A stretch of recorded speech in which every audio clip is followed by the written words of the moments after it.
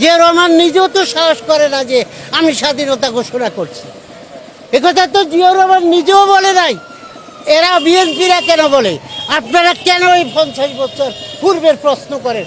আমার তো ব্যথা হয়, আমার দুঃখ লাগে। কত জবাব দিবে ওইভাবে?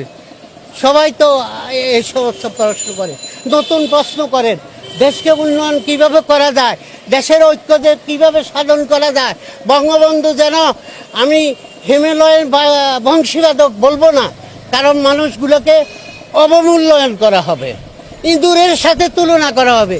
এই জন্য আমি বঙ্গবন্ধুর ডাককে হিমালয়ের বংশীবাদকের সাথে তুলনা করছি না।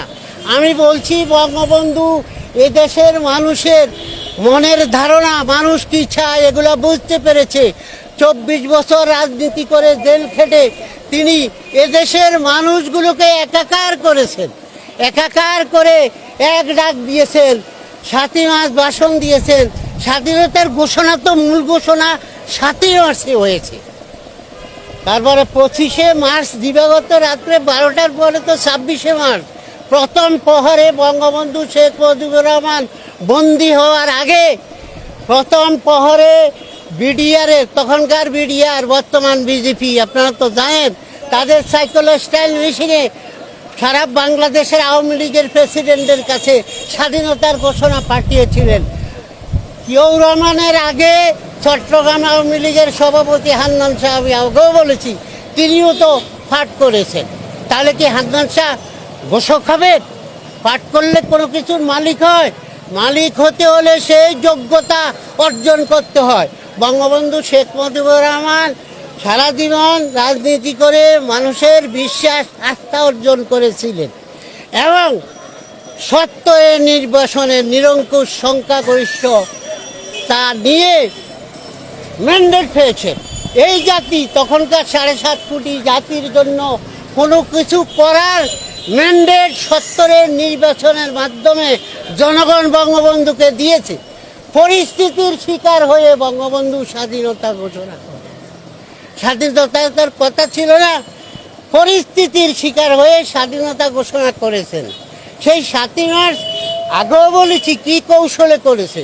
সেদিন যদি বলল সোহরাওয়ার্দী উদ্যান তৎকালীন রেস করছে, বঙ্গবন্ধু যদি বলতেন আমি এখন আপনাদের সম্মুখে বাংলার স্বাধীনতা ঘোষণা করি, তাহলে কয়েক লক্ষ লোক মারা যেত।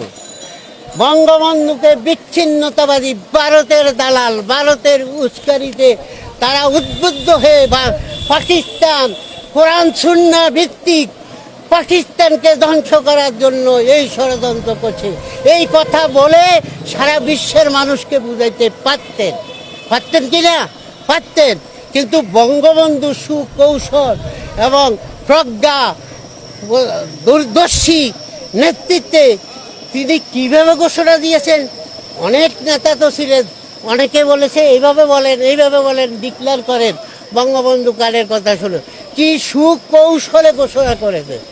এবারে স্বাধীনতা আমাদের মুক্তির সংগ্রাম, এবারের সংগ্রাম আমাদের স্বাধীনতার সংগ্রাম। কোনো অস্ত্র গর্জে নাই, কিন্তু ঘোষণাটা হয়ে গেছে। এবার তো আপনাদেরকে আমি ক্লিয়ার করে দিলাম।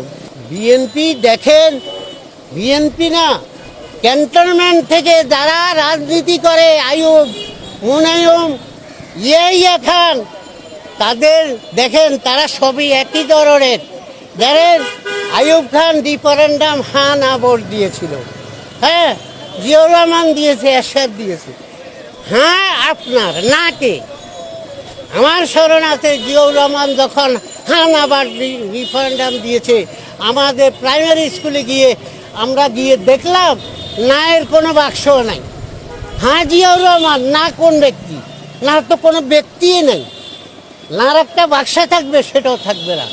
আমরা 31 জন ছাত্র দল বেঁধে গিয়ে তাদেরকে বলছি আমরা লাঠিয়াল না, আমরা স্বৈরাচারী না, আমরা হামলা করতে আসি না, আমরা ভদ্রভাবে এসেছি।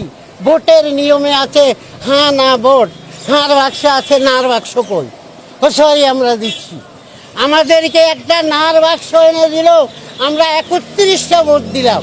রাত্রে গিয়ে দেখলাম আমাদের নাতে একটা ভোটও নাই, এবং সারা বাংলাদেশের নাতে একটা ভোটও নাই। আরও কথা আছে, জিয়াউর রহমানকে বিএনপি তো বহুদলীয় নেতা বলে, বহু দলের প্রতিষ্ঠাতা বলে। আপনি বহু দলের যদি প্রতিষ্ঠাতা হয়, যেদিন আপনি সায়েমের থেকে ক্ষমতা নিলেন সেদিন বহু দল কোথায় ছিল? যেদিন আপনি হা না ভোট করেছেন সেদিন বহু দল। আমি তো দুই দলও দেখি না, আপনি ছাড়া কোনো দলও দেখি না।